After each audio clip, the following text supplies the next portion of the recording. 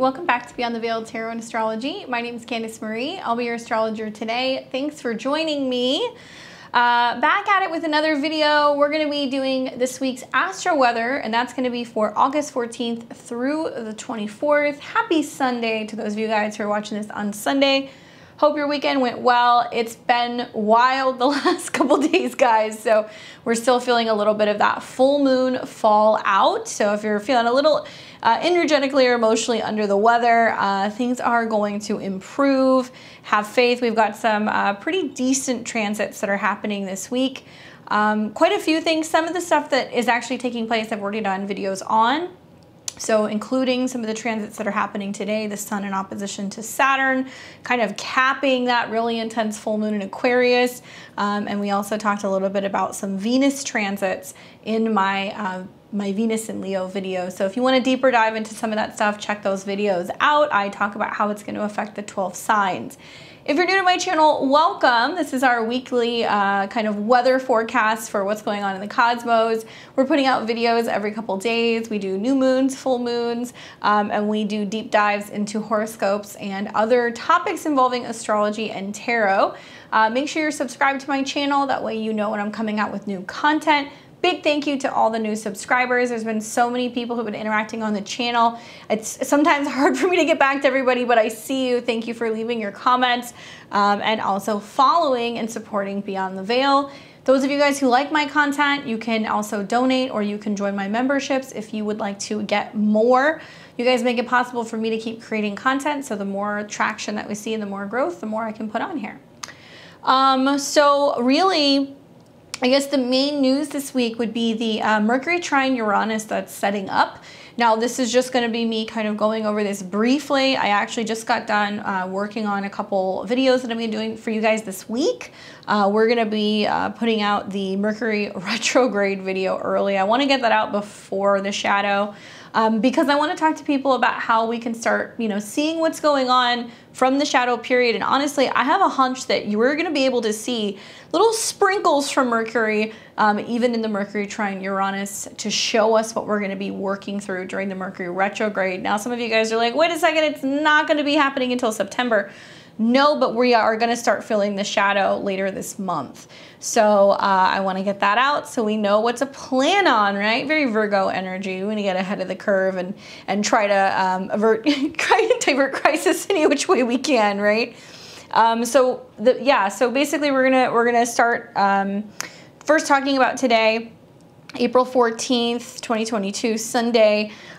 Big news for today would basically be that we are seeing, get back in my notes, there we go, the sun in Leo in opposition to Saturn. Now, I had a whole video dedicated to that, this feeling of separation, this feeling of being pulled apart, or that some of our goals or our hopes are kind of out of reach.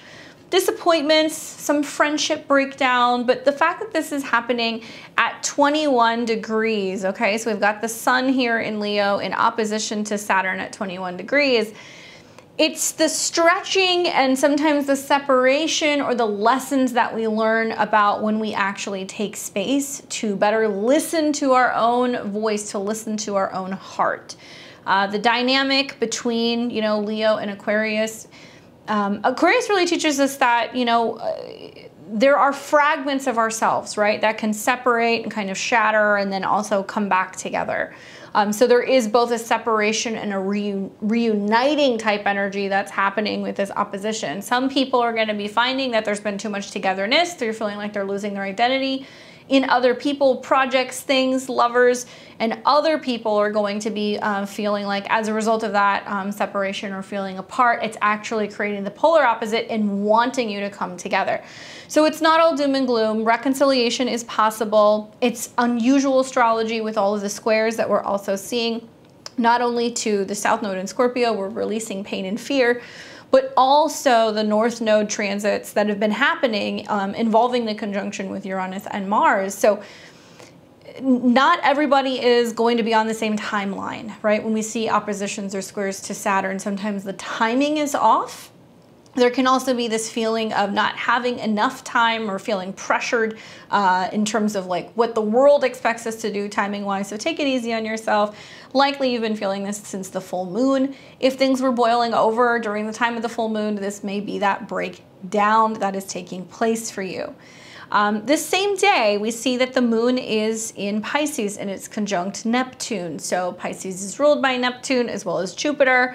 And just kind of finding that the moon is in that conjunction. Perhaps maybe you're still feeling a little bit of the full moon fallout, needing alone time, needing peace, more rest, recuperation, meditation, right? Anything that's going to be giving you your own private little temple space. So whether you go to church or you go to a yoga studio, if you want to be in nature or if you just want to hang out by the beach, any of these things can be really helpful and kind of like making sense of letting things go, releasing, right? That's what we want to be doing when we see the conjunction to Neptune and a trine to the south node. Otherwise, we can find that we are getting lost in illusions, or that we are using Neptune in a more kind of not so positive way. This can be a day where we want to tune out a little bit. People are going to be more prone to, you know, drinking and drugging and wanting to just kind of isolate themselves to deal with things that are not going right in their life.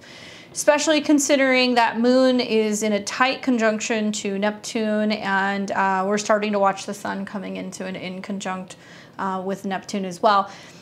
The inconjunct, they're both trying to reconcile. You know, the sun in Leo wants to have creativity, fun time, play, wants to have romance, and I think with the moon-Neptune conjunction is kind of saying like, I don't know, I'm not so sure, I don't want to reach out, I don't know if I should say anything, what if it doesn't work out? So there can be a sense of avoiding what it is that the heart wants this day. So try to find positive ways to use that energy if at all possible.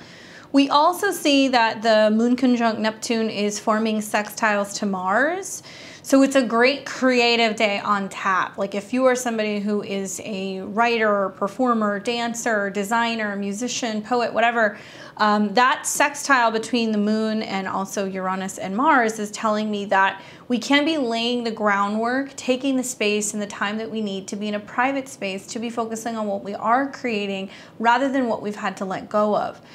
So that sextile between the moon and Mars is a nice one. I feel like, you know, like I said earlier, in the spring of 2022, when we saw that stellium of planets that was hanging out in Pisces, that it was laying the tracks, the imagination train, right? So we were starting to lay the tracks for the imagination train to give the blueprints to Taurus and tell Taurus what to build.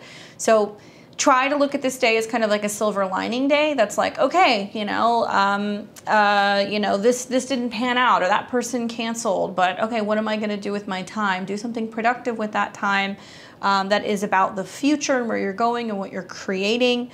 I like the idea of like working with hot water or cleansing. I also like the idea of dance and music, or anything that's going to have like beat or percussion that's going to help kind of push stuff out of the body if we're in our emotions and our feelings. So another option for some stuff you can do that day. This day also, we're seeing that Mars is getting back up to some eclipse points. So this is something that I don't think many people are aware of, and this is another reason why I think it's going to feel very intense still for a couple more days. When we have eclipses, whether it's a new moon solar eclipse or a full moon lunar eclipse, we find that when planets reactivate those degrees, it brings up some of the same themes.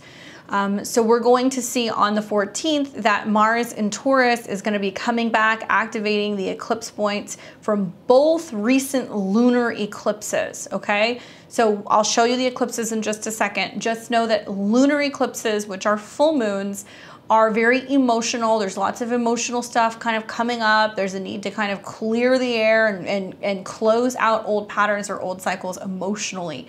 So unlike solar eclipses, which are more action-oriented, lunar eclipses are like, okay, ugly crying in your car. There are things that come up. And having this reactivated from Mars, which is a malefic, okay, which means it's more of a more challenging planet. Mars deals with cutting, severing, crying, burning, but it's also about courage, passion, aggression. Mars being in Taurus is sluggish. It's not comfortable there. So you're going to see that there is almost like lots of breakthroughs that are going to be coming up at this time. A lot of this can be like fighting for what you love, what you're passionate about. And we do see that Mars is moving into the trine with Pluto. So there is going to be something that's opening up that's saying like, I really want this. You know, I really need this. This is where I really want to see my life going. So we get on board, we get on track with where we're going. And it's getting reactivated from those eclipses. So let me show you those eclipses really quick here.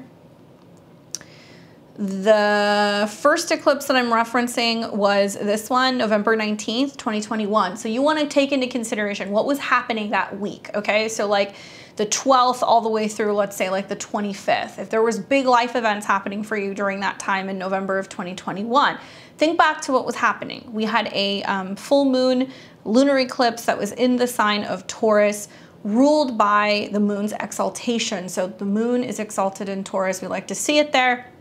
We had a moon that was in a trine to Pluto. It was also in a sextile to Neptune. This, not a bad full moon, right? This our eclipse. This is one that I personally kind of liked. There was a lot of stability to it. I think with the trine to Pluto, we were thinking about where we wanted to go emotionally, but guess what? Now we're figuring out what physical actions we have to do to kind of follow that up and see that through.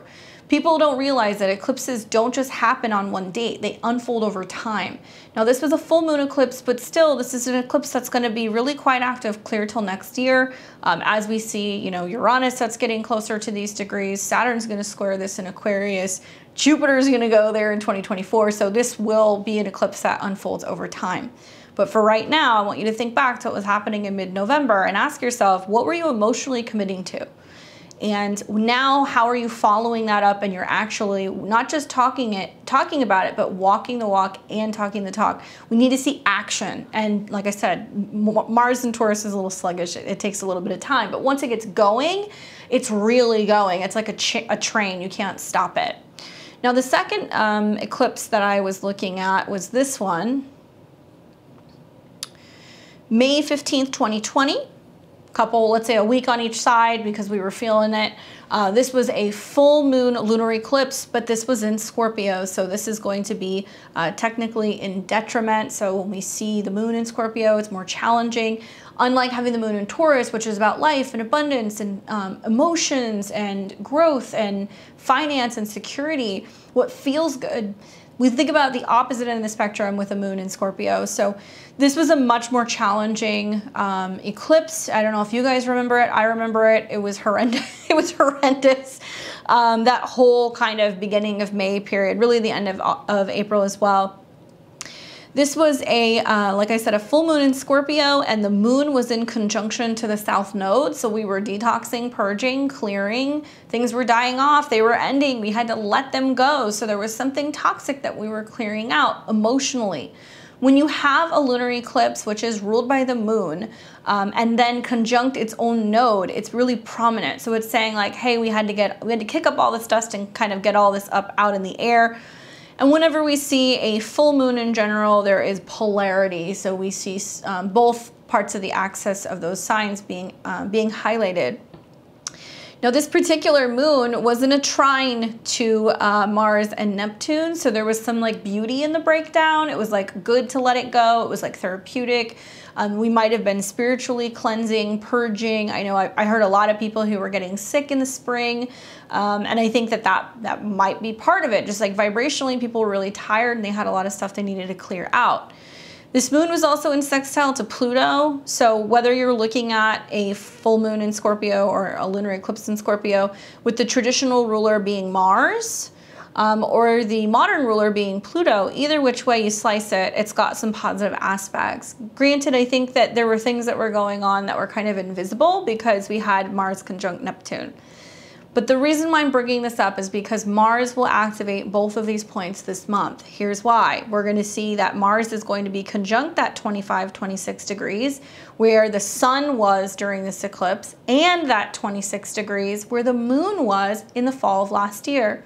So we want to think of it as, okay, you know, Mars coming into conjunction with the sun. What am I pushing for? What are my goals? What am I hoping to accomplish?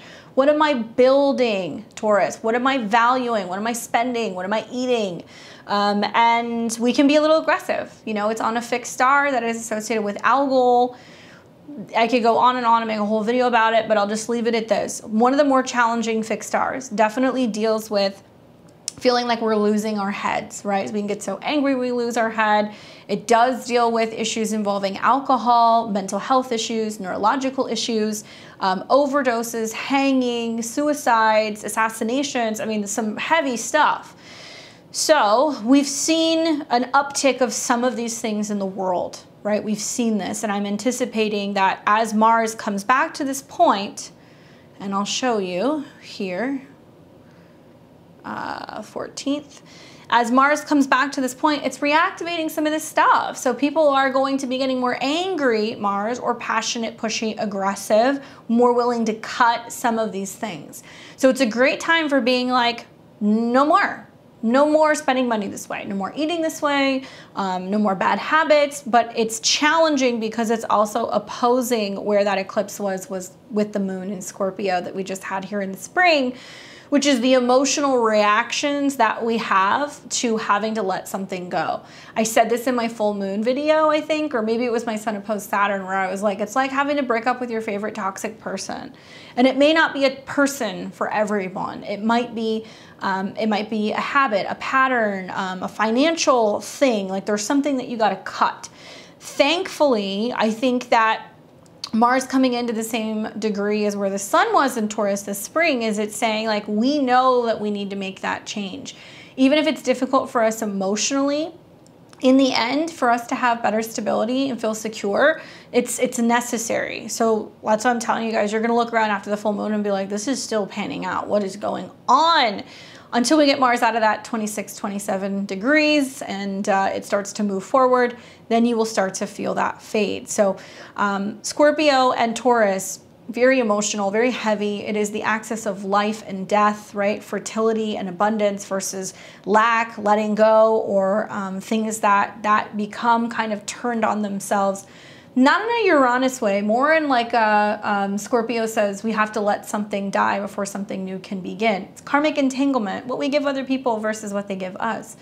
So I think many of us are looking around kind of saying like, what am I putting into this job, this relationship? What am I putting into my work or my hobbies? And what am I getting out of it, right? And am I spending my time wisely? Because we're seeing squares to Saturn. So many of us are realizing how much time we're spending doing things where we're just giving energy to other people, or we're giving energy to the internet or whatever, gadgets, whatever, and falling short in doing things and being productive to make changes in our life to benefit our finances, to make us experience more pleasure, to bring in healthier relationships or habits into our life. So it's like across the board, this whole week is going to kind of feel like some real harsh realities that are stepping up in regards to if we don't like something, if we know it's not good for us, it's time to turn it loose. And this is that halfway point that we're seeing during the eclipse season, where we're halfway from the eclipses that we had in the spring. We are going to be coming back into eclipses at the end of October and the beginning of November. So there's some pressure, right? We'll see this also when the sun squares at 26 degrees. So I imagine, I'm just gonna say this now, I know I'm gonna hear from a ton of people going, what the heck is going on? What's going on is that we are still gonna be seeing that the moon is then gonna start moving into its dismantling phase. And there is a lot of clearing out between now and the new moon in Virgo. So buckle up. And like I said, look for these themes revolving around finances, joint resources, love, stability, security, taxes. These are all things that are going to be coming up because it's dinging the Scorpio-Taurus axis. All right. So then we move to Monday the 15th. We have got this moon in the sign of Aries. It will cross Jupiter early in the morning, which is really nice. We see like the moon in Aries is like, okay, well that happened. Like now what am I doing about it? Conjunct Jupiter seems to be optimistic about what we're learning or our own new freedom or something that we are exploring within ourselves. Jupiter's retrograde, so it's going to bring up this theme that's like, what do I believe in? You know, do I still know who I am? There can be a lot of just self-talk and the need to kind of really reflect on your own belief system, kind of the day after all of that stuff goes down. Now, this same day, we are also going to see that the moon is going to come into conjunction with Chiron.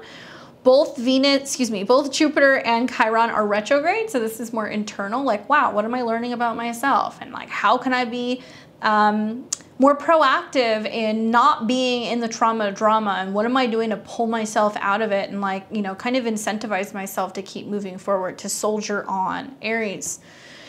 Now, we will also see that earlier in the morning, it'll be much earlier, but the moon, as it's conjuncting Jupiter, it's still slightly in a trine to Venus, at least here in the States on the West Coast. You'll experience it also in the East Coast. You guys will probably get a little bit more of it. Some of us will be asleep, but still, it's nice, like the evening of the 14th going into the 15th, that moon, Jupiter, in a trine to Venus is like there's light at the end of the tunnel, right? There is something that is going to be more beneficial after some of that fallout.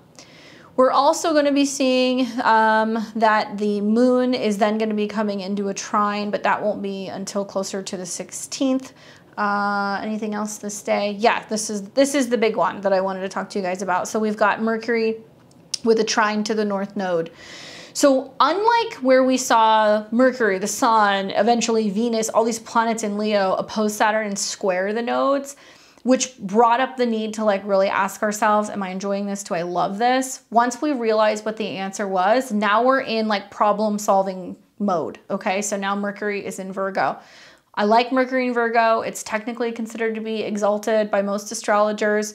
We know that Mercury traditionally rules Gemini, but the difference between Gemini and Virgo is where we sort and sift and we spell check and we perfect things, we clean things up, we analyze and we go a lot deeper and we make it practical, we make it real, okay? Other than just kind of like floating around like it does in Gemini. So, being that Mercury is going to trine the North Node, this is the day that I want you guys to watch. It'll be within 48 hours, but Mercury trine the node is going to be like, where am I going? You know, what is my purpose? What am I doing? And this is an opening trine. So you want to think back to like the Mercury retrograde that happened in Taurus, when Mercury went in and out of Gemini and then back into Taurus, and it was hovering around the late degrees. And it was making conjunctions also to Uranus and stuff. So since that radical period that we changed our mind, or we changed the pattern, or we changed the direction we're going in, now the North Node and Uranus will receive a trine from Mercury because Mercury is moving faster. This is 120 degrees. Earth trines literally provide physical change. So we see physical changes, right? The element of Earth, we can feel it. We can eat it. We can spend it. So you guys, depending on where this is in your chart, will see it quite literally physically manifest. This can be about physical conversations, contracts, plans that are being made, because that's what Gemini has a tendency to want to do. So as these two form, and it's at a 17, so this is very much about what the heart wants, about what is fun, what's romantic. It's a Leo degree. I'm excited to see what happens. I mean, I literally put here, where are my notes? I literally put here, the future is calling or trying to get through to us in some way. So even though it's technically not in shadow yet, like Mercury will actually come into shadow around 24 degrees of Virgo, this represents, I think, the idea that's like, oh, it could be this. What if we did it this way? And you might start to see glimmers of what you're actually going to be working out during the Mercury retrograde, because it'll retrograde in Virgo. It'll go from Libra back down to Virgo, even if it doesn't come back to this degree. So what I'm getting at is you're only going to get this transit this one time this year, while Mercury trines the North Node and Uranus in conjunction. You won't have it next year, right? You're not going to see that, because by the time we get to Virgo season, the North Node should have already moved back into the sign of Aries, so it'll be going to another sign. When we see trines from planets to the North Node, it talks about where we're going. Mercury can be trips, right? Mercury can be text messages, emails. So it can be an interesting day where you get some kind of information about where your future may be heading. Now, specifically, Mercury was the only of the gods that could go between worlds. He could go to heaven, he could go to hell, he could go and receive messages and bring it back to the earthly plane and give it to us mortals. So there was something magical about that. Not a lot of people know, but that's what the Mercury retrograde really is about. It's about, you know, Mercury going to the underworld, receiving some information, rising again, and then being kind of seen once Mercury is becoming visible in the skies after a retrograde. So there's like almost like this darker side of Mercury. And I've always loved the difference between Scorpio and Virgo. And I've seen like Libra is like the bridge. So Libra can be the bridge from, you know, heaven to hell that allows that information to kind of flow freely from Scorpio and to Virgo, if that makes sense to you. So I have a really strong feeling that part of what's coming up is, as a result of some of the transits this week, if we're willing to change our mind, if we're willing to consider a separate path or something else, or if we're willing to break something down and analyze it and be willing to take it apart and find new paths forward, that's probably going to be really beneficial, and it's going to help us get to where we want to go as we work that out during the Mercury retrograde. Mercury, the messenger. So it can be about fax machines, emails, phone calls, text messages, cars, contracts, ideas, communications, and gadgets. Now, here's what I want you guys to know. If you are somebody who is a stickler about anything in regards to Mercury retrograde, if you're like, I don't want to deal with being in the shadow period, whatever, I'm really liking the 15th and the 16th, because Mercury in a trine to the North Node in Uranus is like, yeah, let's get it going now. So if you're wanting to sign a contract, if you're wanting to get something in order before the shadow, you could do it on either one of these days. You could also wait until Mercury goes into shadow and it hits 28 degrees. I'll talk about that in my Mercury video, but you know, really it's up to you guys what you want to do. Virgo. Virgo is a mutable earth sign, so it's changeable. This is the season that we see right when summer is ending and we're getting ready to initiate fall and move into the fall equinox, at least here in the Northern Hemisphere. Virgo is about being of service. It's about the workplace, offices, coworkers, animals, health, the service industry. It can also be about your to-do list, so running errands, going to the store, dropping off, you know, your laundry, like stuff like that. So it's like, it's busy work and being of service. But Virgo in the 6th house, that axis is about like how we evaluate everything before we meet with other people, right? Because then Libra would be the 7th. So there is a sense of working through crisis, working through something personally. Now there's a darker side to the 6th house or Virgo energy. It can be about addictions, health problems, accidents, delays, and open enemies, or well, some would say hidden enemies technically. You could see it in the 6th, 7th, or 12th, but these are people who you may not see coming. So just keep that in mind. If it's happening in your 6th house, specifically for Aries, you might want to pay attention. And it's making trines, like I said, to Uranus and the North Node. So first on the 15th, it'll trine the North Node, and that's in a Leo degree. So that's, yeah, future's calling. So pay attention. You know, I have a feeling that what may come up with some of these themes, both with Mercury trine the North Node and Uranus, is stimulating information or news that comes out of the blue that maybe you didn't see coming. Maybe you had an intuition and then you got the phone call. I don't know. Mental breakthroughs, flashes of sudden downloads, or intuitive insight. So you got, and it's practical, it's grounded. So it's going to be like, oh, I had this idea, or like, oh, I wrote this out, and like, I think it's going to work. Electrifying intuition and keeping an open mind. That's something that's really important this week, because likely some of the information we're going to get, it's going to come from the ethers, or it's going to be coming from people who are here to help guide us, Virgo, through the changes that we're making.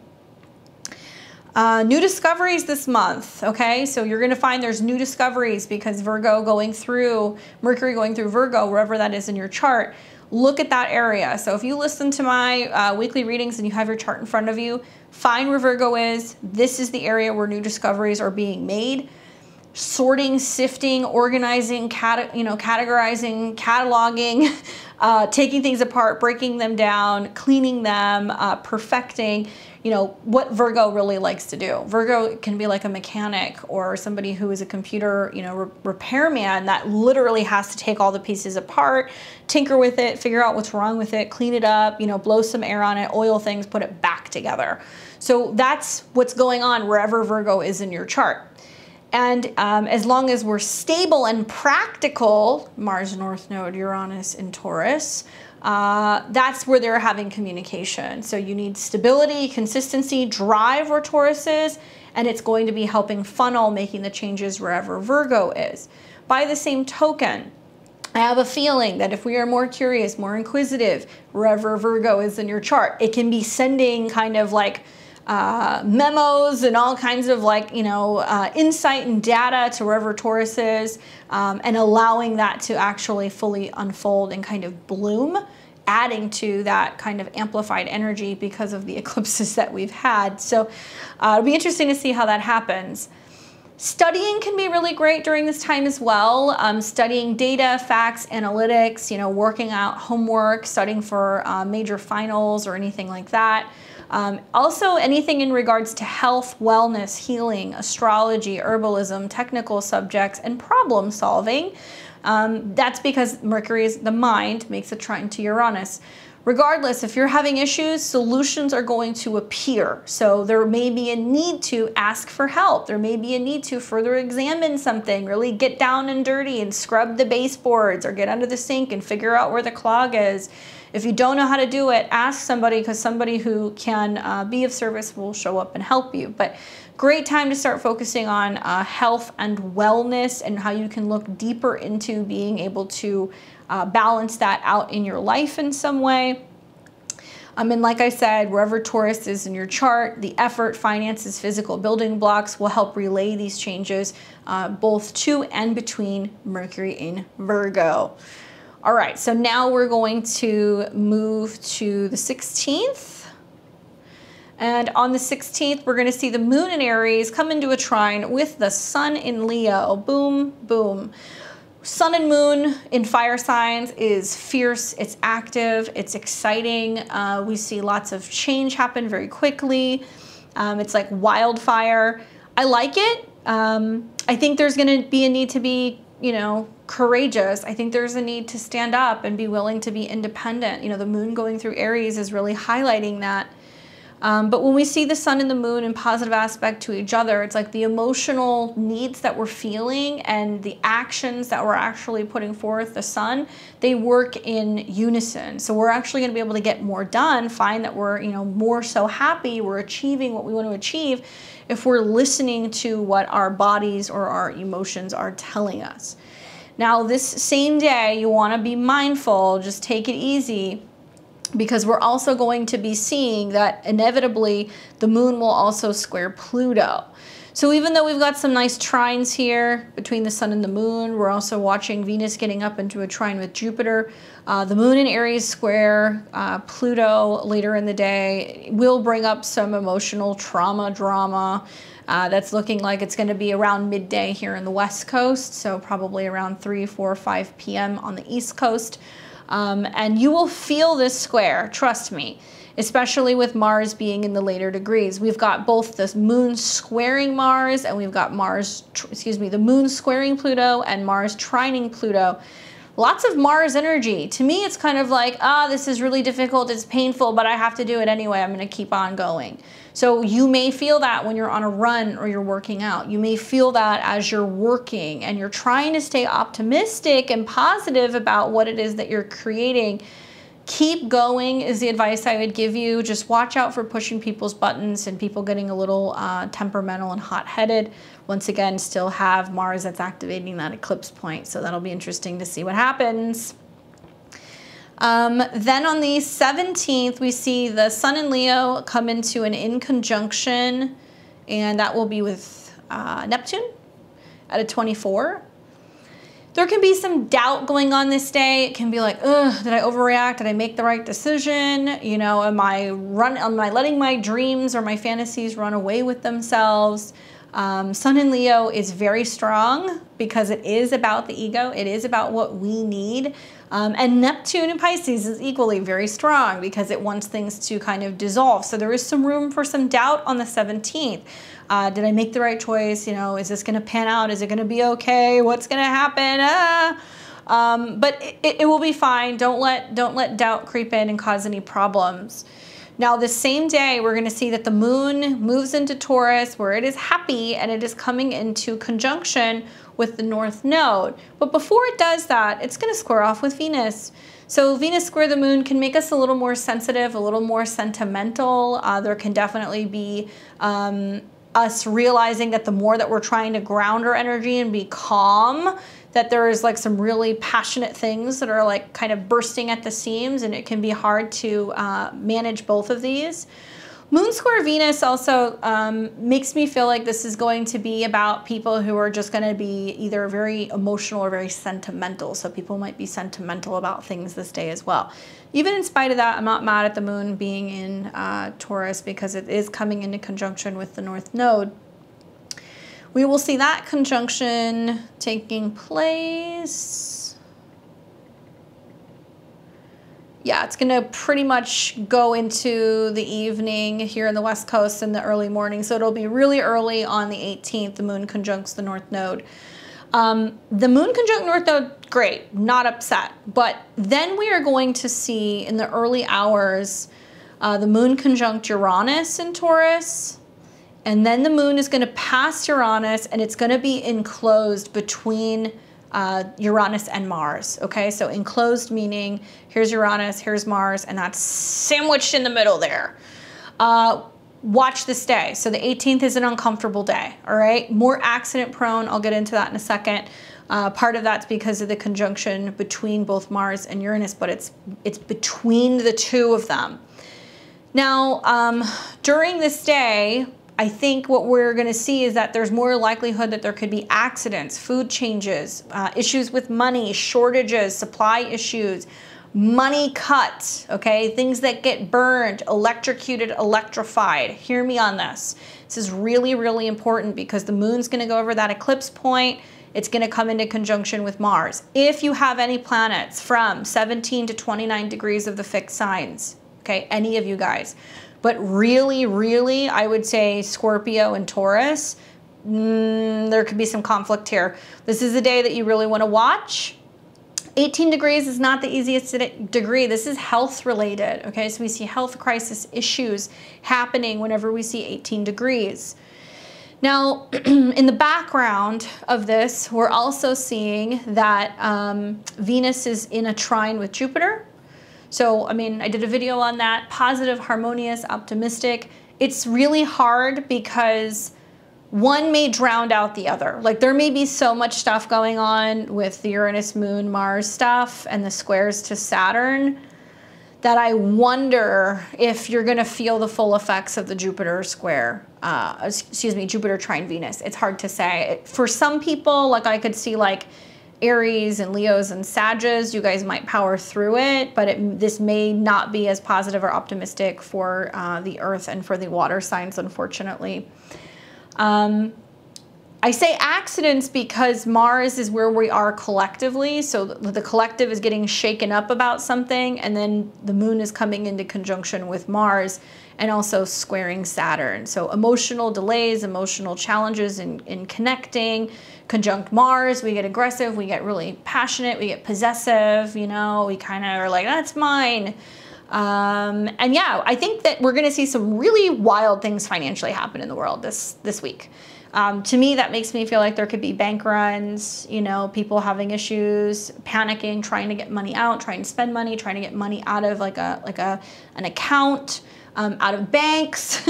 Watch what's going on in the world. It will not happen everywhere, but I'm pretty positive this is going to happen. Earthquakes as well, or things that can feel like earthquakes within our own life with these conjunctions. But because the moon is sandwiched between these two guys, please slow down, be careful, watch what you're doing, take your time, don't take any unnecessary risks unless you're willing to pay the consequences. And we will also see later this day that Mars will move to 29 degrees. Now, I don't know about you, but maybe just me, I have like a moon in Aries and a stellium in Scorpio. Like, I can feel when Mars is in the late degrees because it's like nails on a chalkboard. this might be a period where the volume gets turned up a little bit, and we're noticing that it's just everybody's a little impatient, they're short-tempered, they're a little bit more aggressive, they're a little bit more fussy, because Taurus doesn't like being rushed. So if people are being rushed to get things done, or there are people bum rushing other people, it can actually get angry, it can get violent, it can cause some accidents. Then we're going to see, let's see. Oh yeah, and you know, I've touched on this, but the eclipses that we had in Taurus, when we had that going on, there were aspects connected to algol. So I could see people just more emotionally sensitive or psychologically sensitive, or people are really struggling with drug, alcohol addiction issues, food addiction issues, you know, obsession over money on this day. Oof. Then on the 20th, Mars enters into Gemini, as does the moon. So you're actually going to see the moon go there first.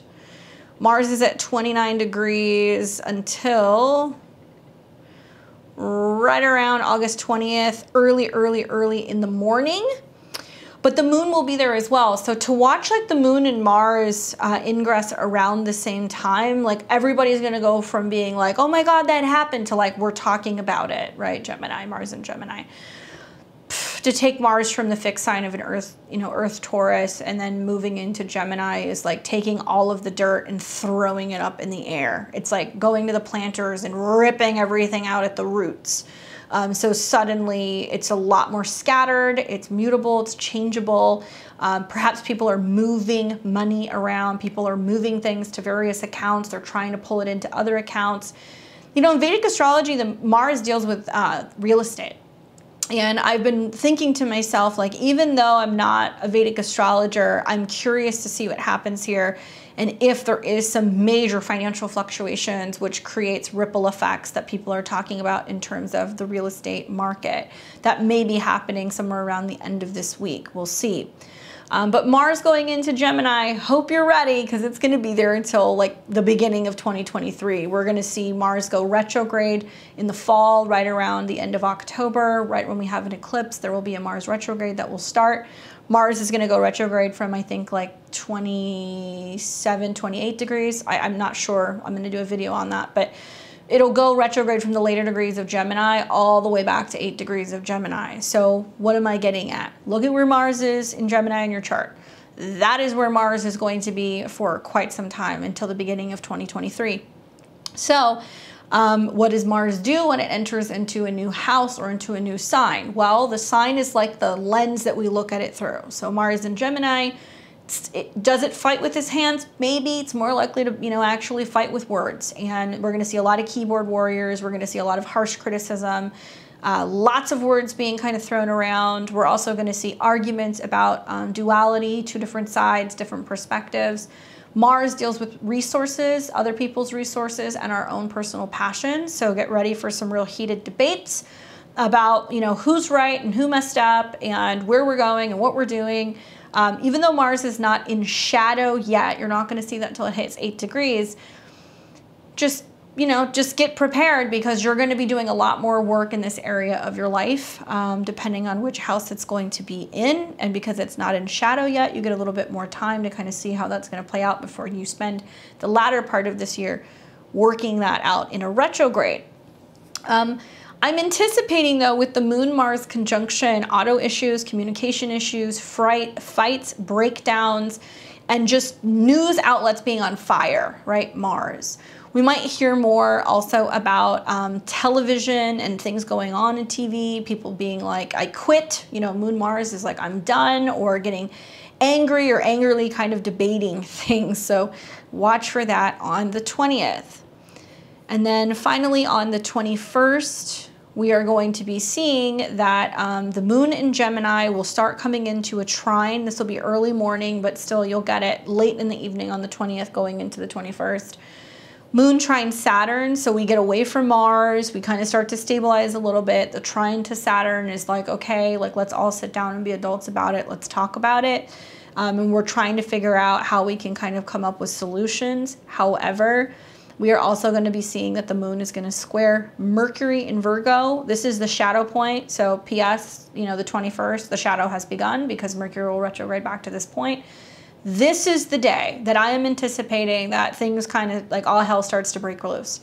And globally, I think we're going to hear more about some new health crisis, you know, basically what's going on in hospitals, office spaces, you know, whether or not people are returning back to normal scheduling, things of that nature.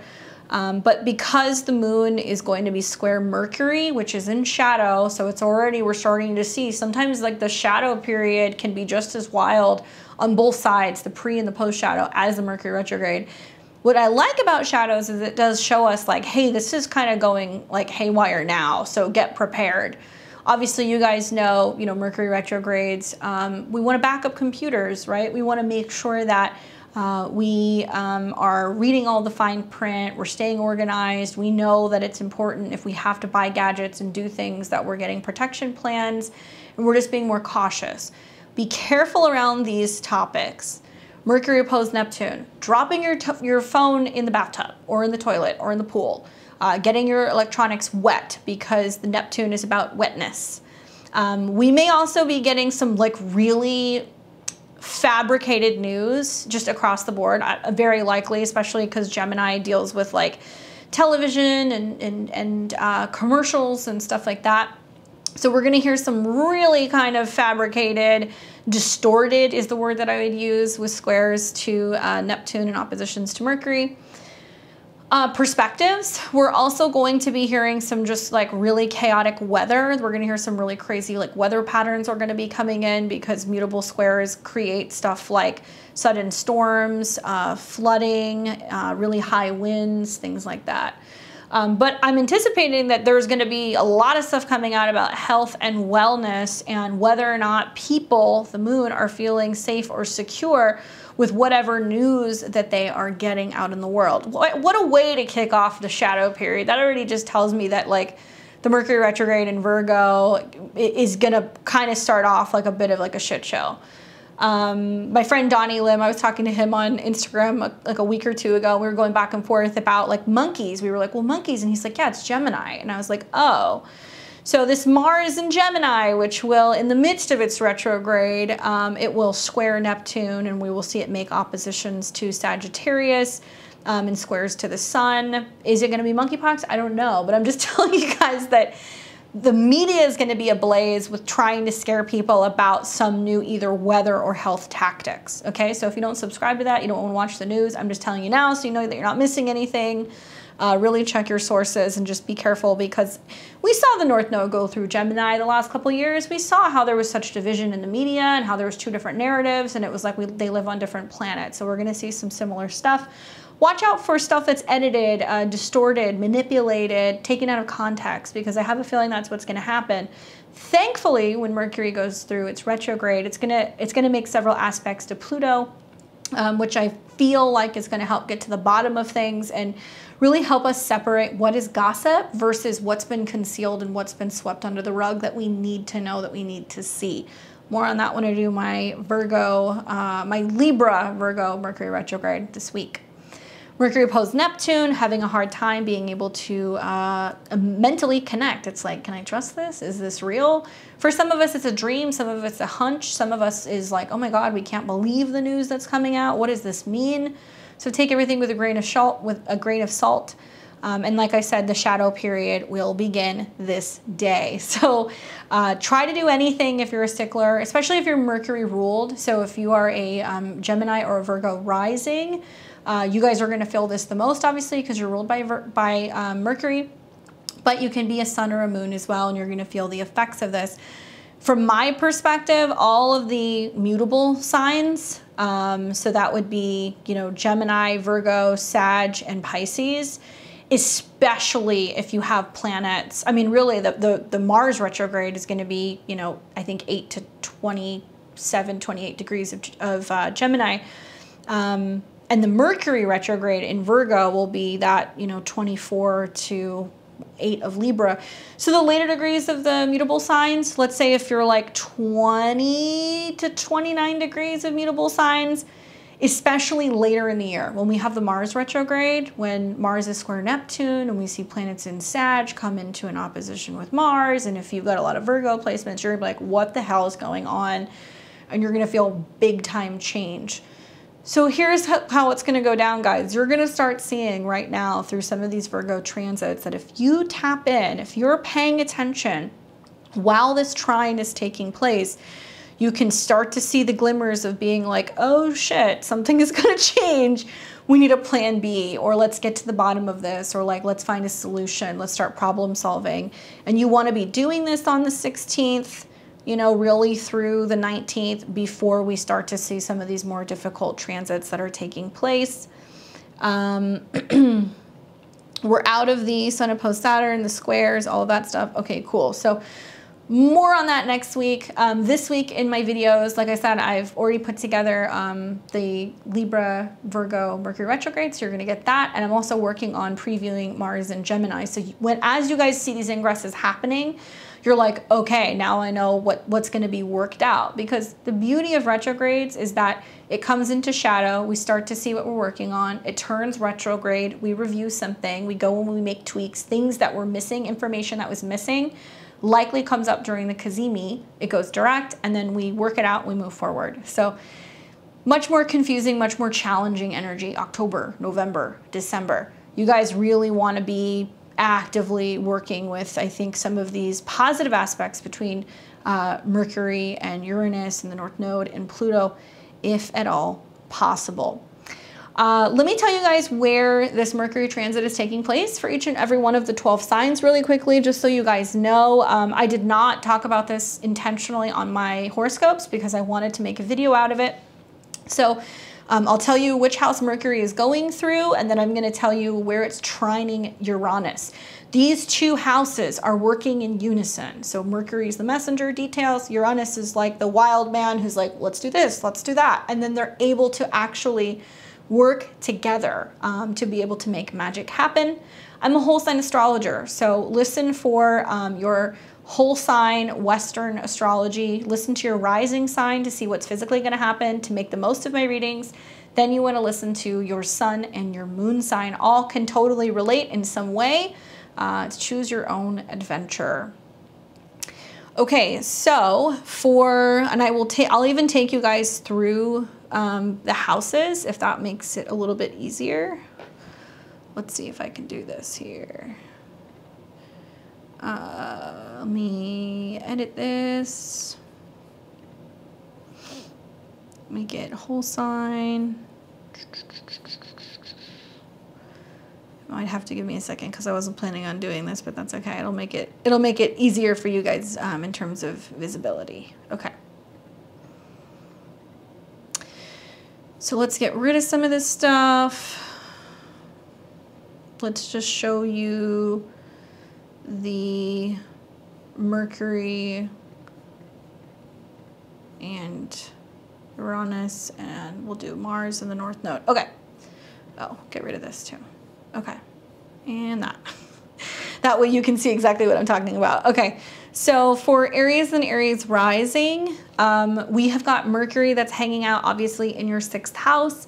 And Mercury in the 6th house is super comfortable there. It's at home. It wants to get your to-do list done. It wants to make your appointment to go and check in with your doctor. It wants to organize your house and focus on cleaning or purification or healing. Some of you guys may be in preparations for moving. That's something that you might be talking about doing and like what you need to do in order to do that. And health also and coworkers and schedules become a theme here. Now it is in a trine to the North Node and Uranus in your 2nd house. So we've got Mercury sorting and sifting, likely going through boxes, dusting, you know, focusing on your schedule in some way and trying to possibly clean up things, physical things, 2nd house, or it can also be like reorganizing objects. It can be reorganizing your pantries, your cupboard, your food, cleaning up your diet maybe, and trying to kind of like go through like receipts and other things to get things organized for your finances, because it's trining both the North Node and Uranus in your second, okay? You will not get a trine to Mars, unfortunately, because by the time it's getting up in those degrees, Mars will have gone to Gemini, but that's okay, no worries. Just know that there's still a lot of action and motivation here to make that happen.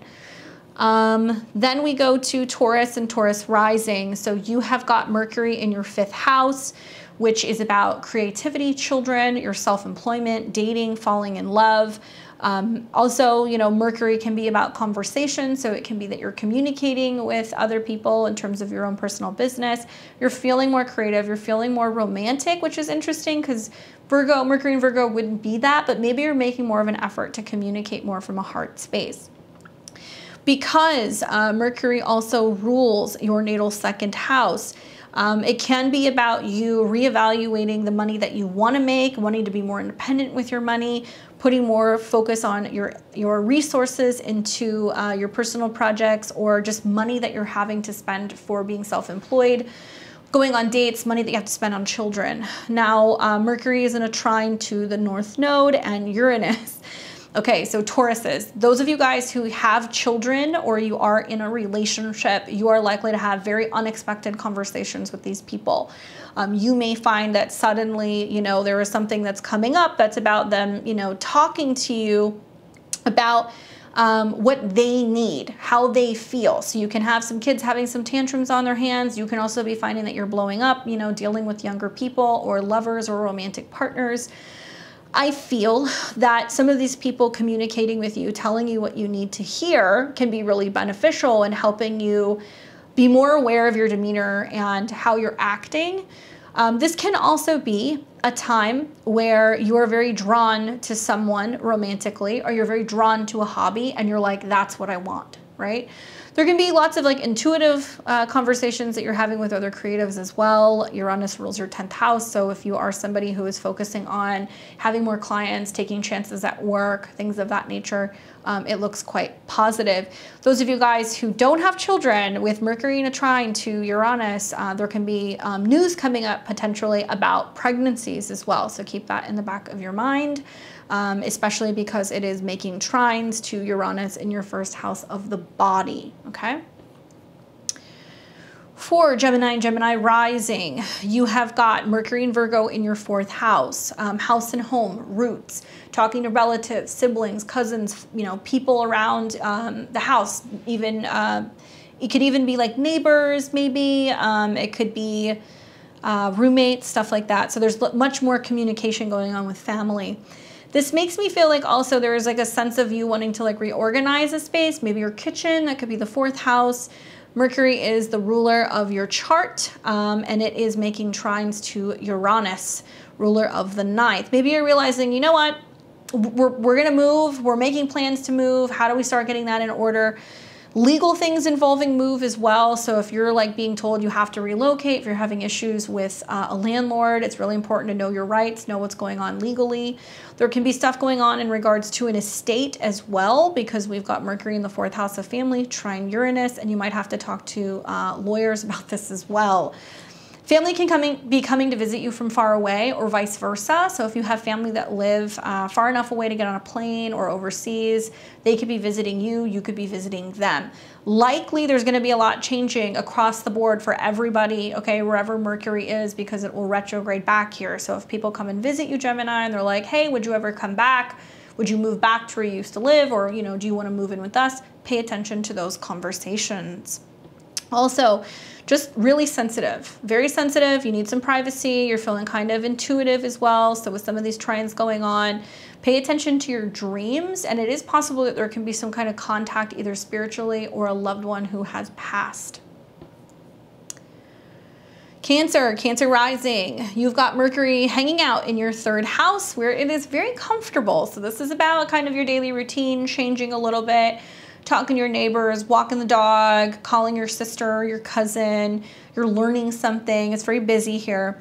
The fact that it's in your 3rd house and it also rules your 12th, this tells me that there's like a lot of like mental stress for you right now. And maybe you're feeling like you need to call somebody or a family member or somebody who you can vent to, okay?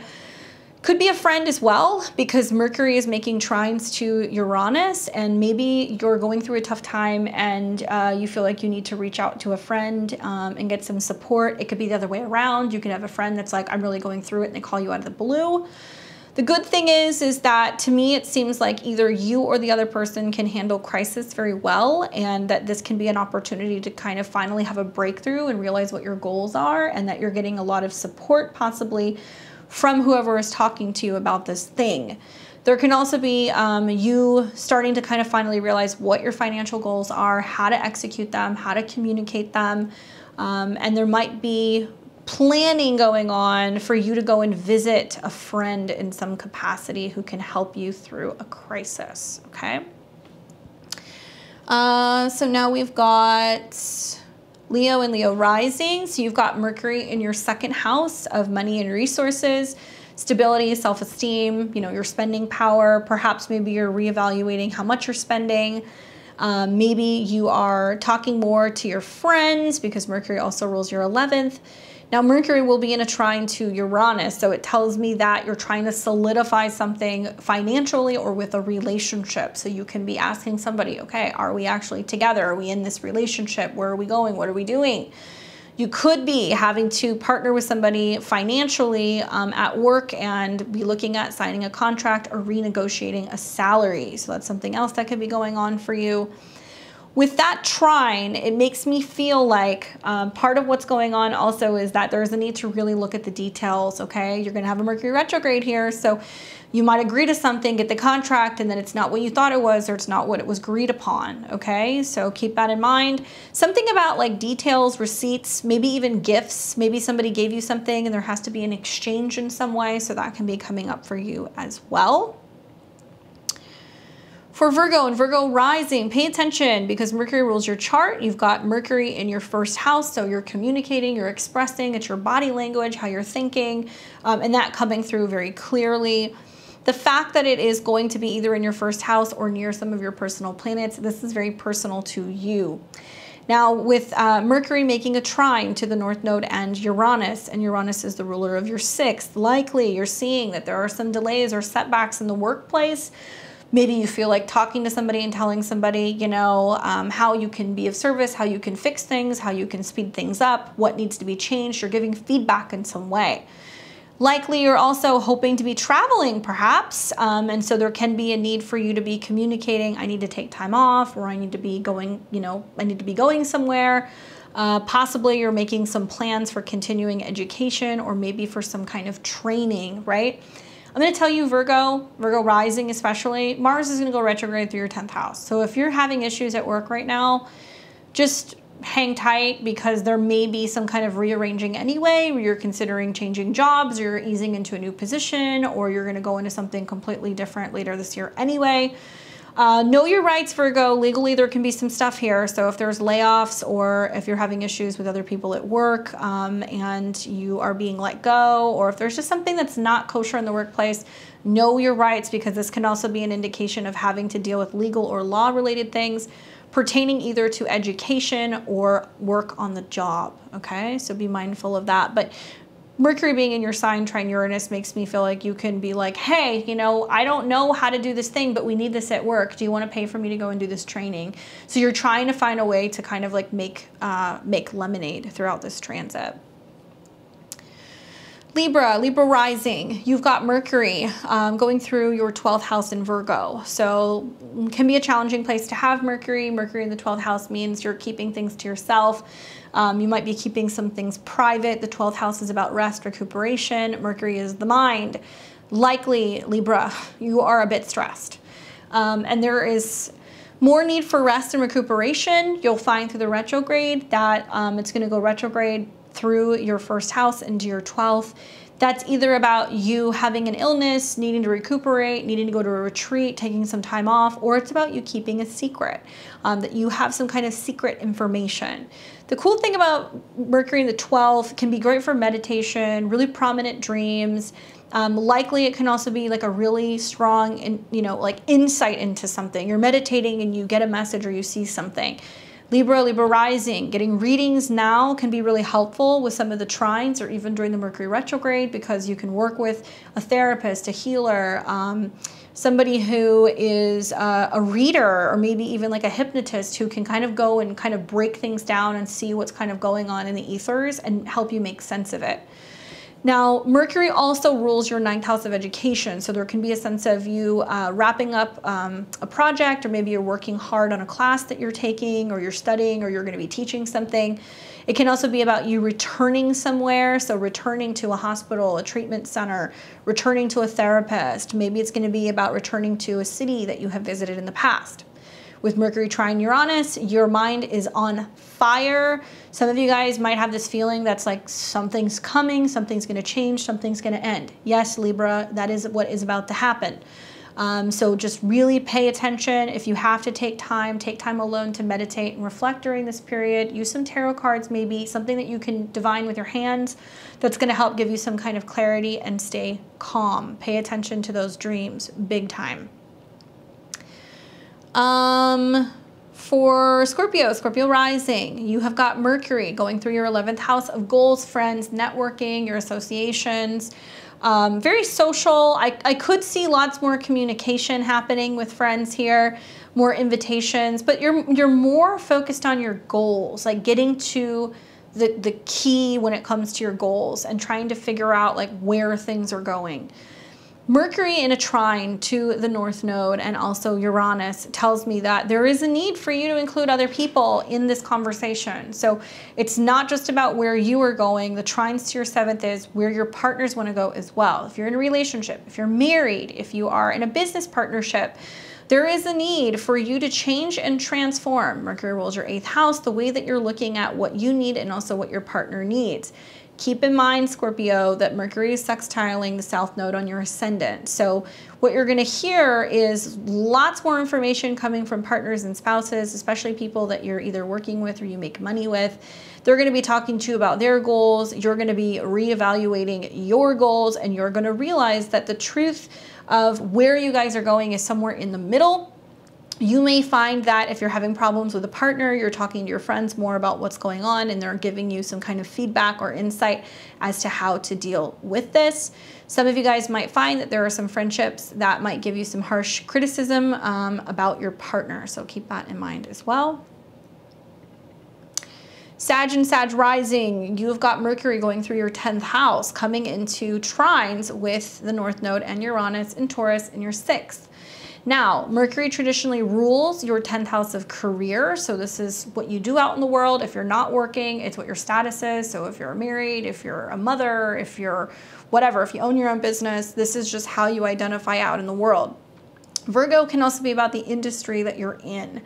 Now, Mercury in a trine to the North Node Uranus tells me that you're having to implement like new systems or new scheduling in terms of where you're working. There is something changing. So some of you guys are going to have new software, new computers, there's new schedules, new key cards, things like that that's like coming in that can kind of disrupt your schedule, and there in turn also disrupt your business. If you are working in a place that you know is going to change or be renovated, or they're making updates, or you're going to like a new office space, you might find this out pretty soon. It's good because I see the change being good for everybody who's working there, but I feel like it can also create some havoc because there's going to be time during the retrograde for you to adapt to making these changes, which could interfere with being able to get work done. Now, Mercury also rules your 7th house, so this can be about you going back and forth as to whether or not, you and a partner are going to go out and be more public. So you might be finally telling people you're in a relationship, you're seeing more of you and that person together publicly. It can be about reevaluating your professional relationships and whether or not you feel like you're in alignment with who you want to be working with. Sag rising. For Mercury to be making the squares that it's going to be making to Mars, and it'll be oppositions to Neptune, and then squares to all your Sag placements, hold on to your shorts, because work and relationships are changing big time, and somehow they affect each other, okay? Some of you guys may make changes at work. So if you're not totally thrilled about where you're working, or you're like, that's it, I want to work for myself, or I'm going to start my own team, that could happen as well.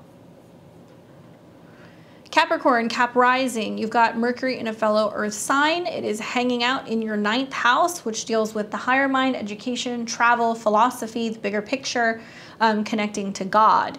So for Mercury to be in your 9th house, and it is going to be forming trines to the North Node in Uranus in your 5th house. Ooh, to me that seems like possible vacations, planning things, you know, getaway trips. If you're going to make any purchases for travel, please do it before the shadow period. Otherwise, you're going to see during the shadow period things are going to get kind of wonky.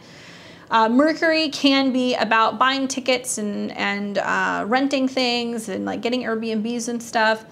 You're going to see earth trines from your placements in Capricorn between Mercury and also your 5th house. So it can also be that the bigger picture of your life is opening up and you're finding out what you're truly passionate about.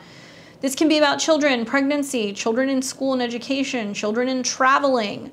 Mercury also rules your 6th house, so it's going to be about scheduling. So there could be scheduling delays with like kids getting into school, getting them into care, you know, having to reschedule trips because of sudden pregnancies and other things I could see happening for some Capricorn and Cap risings.